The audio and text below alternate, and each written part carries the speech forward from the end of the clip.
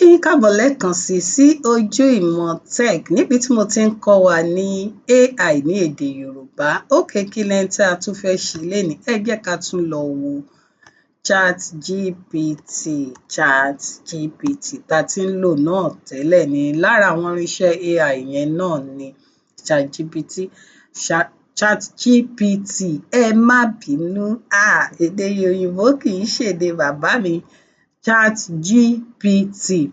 So ẹ jẹ́ ká wò ó bóyá a ní health challenge kan ni. Mi ò sọ pé doctor ni o, ṣùgbọ́n òun náà lè gbìyànjú díẹ̀ láti bá wa sọ ìkan lára àwọn ohun tó ń ṣe wá. Bóyá ẹ̀fọ́rí máa ń ṣe wá díẹ̀díẹ̀, bóyá nǹkan kan ń ṣe wá ní àgọ́ ara, ta dẹ̀ nílò ìmọ̀ nípa irú nǹkan báyẹn dáadáa.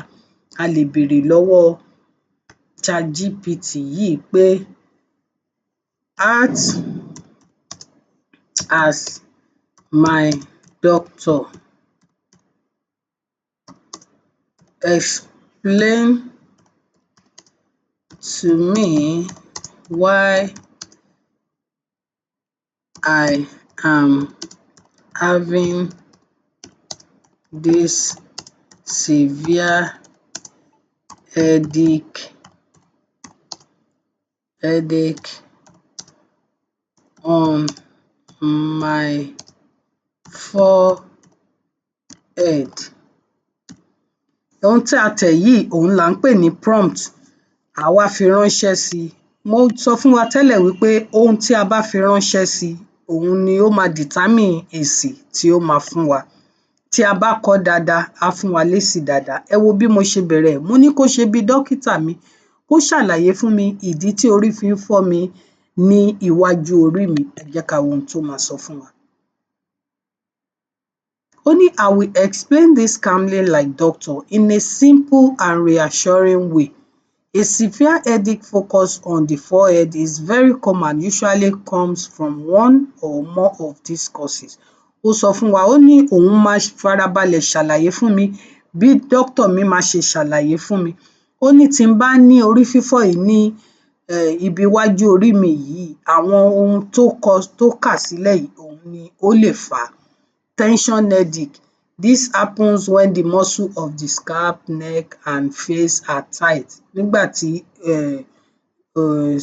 orí àbí ọrùn àbí ojú wa tí ó bá fún pọ̀. It often feel like pressure or heaviness across the forehead or behind the eyes. A máa ní common trigger. Stress and worry. Òun ló lè fà á. Long screen time. Bóyá a ti ń lo fóònù wa jù àbí a wà lórí laptop jù, ó máa ń fà á. Poor sleep. Tí a bá sùn dáadáa, ó máa ń fà á. Dehydration. Tí a bá momi dáadáa, tára wa gbẹ, ó máa ń fà á. Skipping meals.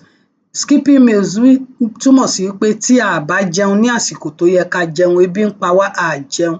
Àwọn nǹkan báyìí ó lè máa fà á kí orí máa fọ́ wa. Ó dẹ̀ tún sọ fún wa pé this type of headache can feel very strong but it's usually not dangerous. Ó sọ fún wa wípé kò sí jàǹbá ńbẹ̀ o ní irú ẹ̀fọ́rí bí eléyìí. Ó tún fún wa ní àpẹẹrẹ ẹ̀fọ́rí mìíràn tá à ń pè ní sinus related headache, tó jẹ́ pé your sinus sit behind your forehead and eyes. Á máa ṣàlàyé gbogbo ẹ̀ fún wa ní ṣísẹ̀ntẹ̀lé. Straining of eyes. Tí a bá bóyá a ní ojú ń dùn wá, a lọ rí dókítà ojú, ó wá di pé ta bá fẹ́ ríran, a máa fún ojú yẹn láti lè rí nǹkan tá à ń wò. Irú àwọn nǹkan báyìí náà ó lè máa fà á kí orí máa fọ́ wa ní ibi iwájú orí wa. Wọ́n tún ní migraine can affect the forehead. So gbogbo irú àwọn nǹkan báyẹn tó bá dẹ̀ jẹ́ pé ọ̀tọ̀ ni nǹkan ta fẹ́ fi ṣe, bóyá lórí okòwò wa ni, a fẹ́ béèrè wípé how to start a small scale business in Nigeria.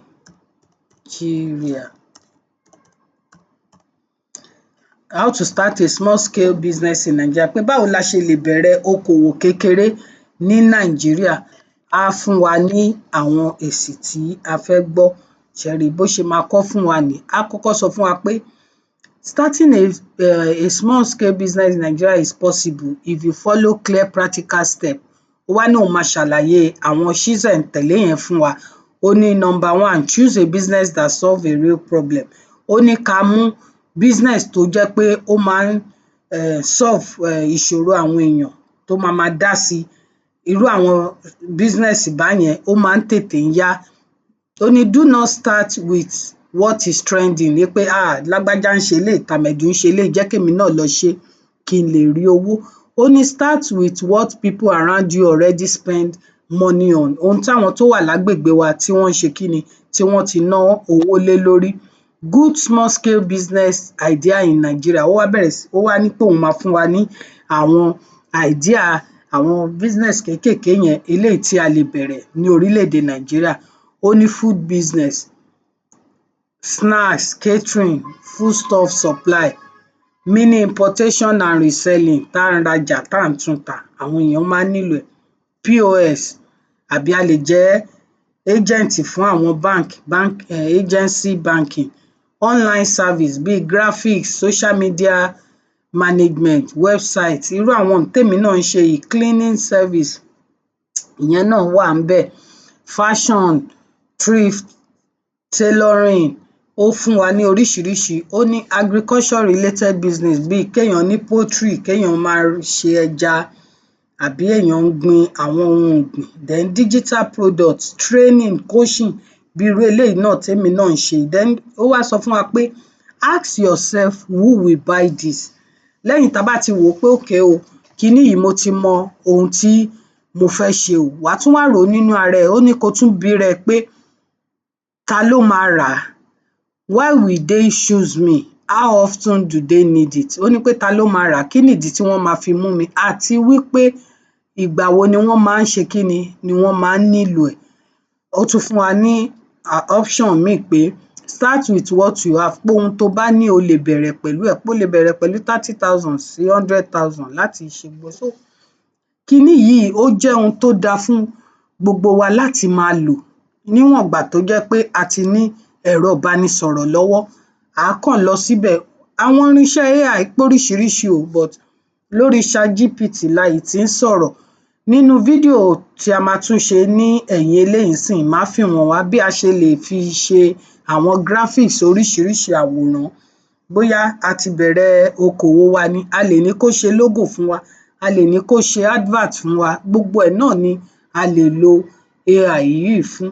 Ẹ má gbàgbé, ẹ bá mi tẹ like, ẹ bá mi share, ẹ comment, ẹ subscribe sí Ojú Ìmọ̀ Tech níbi tí a ti ń kọ́ra wa ní AI ní èdè Yorùbá. Kí àwọn tí wọn ò mọ̀, kí wọ́n lè mọ̀, kí gbogbo wa má baà ṣe kíni, kí a má baà jẹ́ òpè ní orílẹ̀-èdè yìí àbí ní àgbáyé, torí kò ní dáa kí àwọn kan máa lò ó, káwa má tiẹ̀ lè lò ó rárá. Àwọn nǹkan kéékèèké tó lè tètè bá wa ṣe àwọn iṣẹ́ ta nílò, àwa máa wá ẹni ta máa sanwó fún tó máa bá wa ṣé. Ìdí nìyí tí mo fi ń kọ́ wa ní àwọn ohun tí a lè ṣe yìí, bí a ṣe lè lò ó. Tí a bá ì tíì wo àwọn fídíò tí mo ṣe sẹ́yìn, ẹ jẹ́ ká lọ wò ó.